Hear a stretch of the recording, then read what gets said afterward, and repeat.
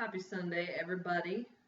So I know I just made a video, but there's a couple things I wanted to touch on that I don't think that, or that I forgot about on my last one. But okay, so one of the biggest things is your weight loss in the startup.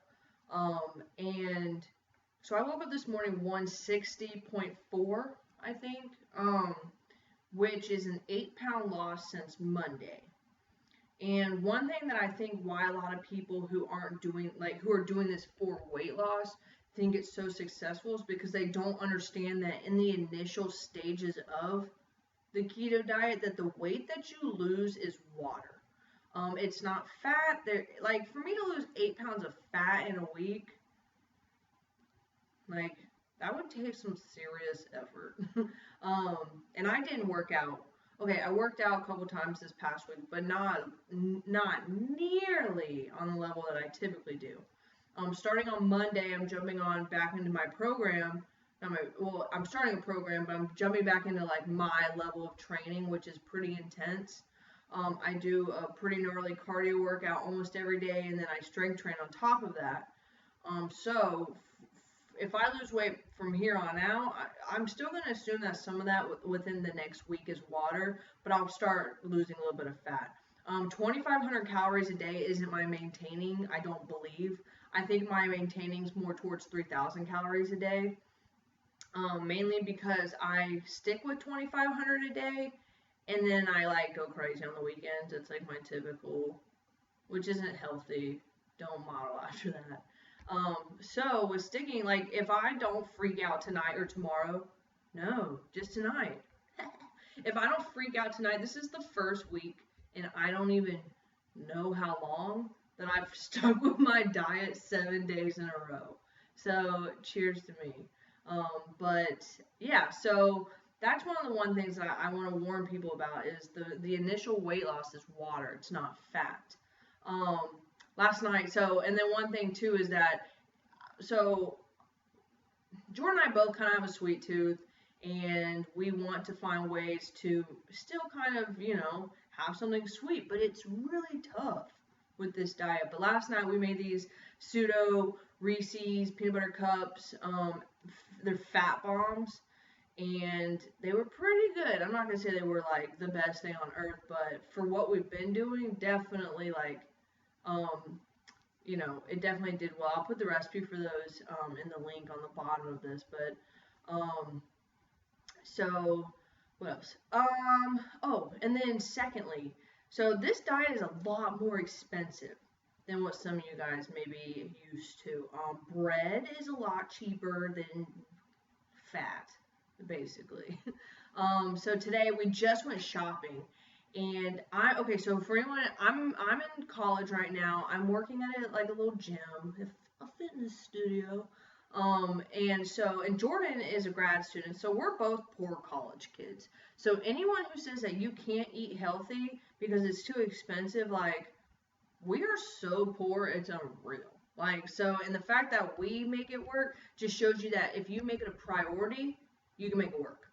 But anyway, but we went grocery shopping today, and my week of this week would have been, I had to put my ex back until I got paid on Wednesday, but it would have been like 66.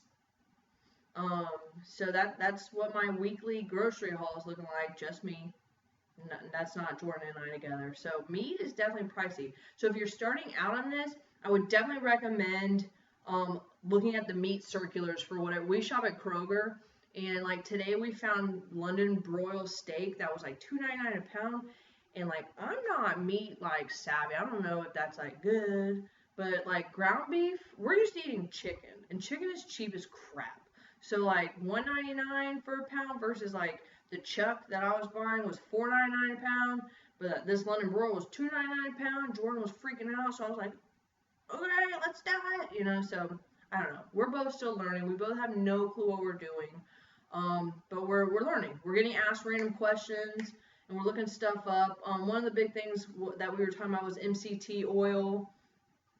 That's what I'm probably going to try to talk about in my next video. I had, going back for a long time, I've had bad vibes for keto. Haven't really been for it for reasons, and I'll talk about those, not in this video, but in another one. So I'm trying to address a lot of that stuff. Why there's negative stereotypes, why people kind of talk crap about the keto diet from my perspective.